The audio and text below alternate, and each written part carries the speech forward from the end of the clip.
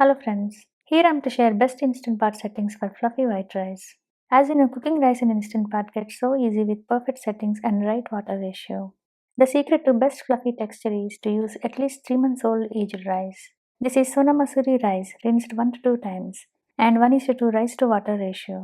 Best part is same settings work well for other varieties of white rice by adjusting water ratio. Let's get started.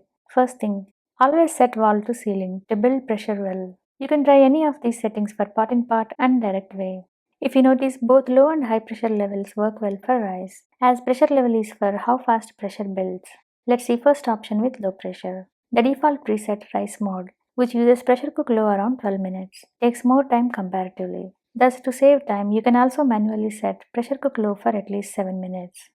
Second option is with high pressure. Set pressure cook high for 5 minutes, which is the best manual setting for white rice. For even more faster way, set to 3 minutes at least.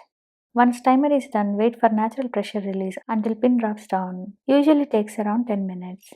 As you see, no monitoring and no guessing. Enjoy fluffy rice in instant pot every single time. Hope you like my tips and ideas.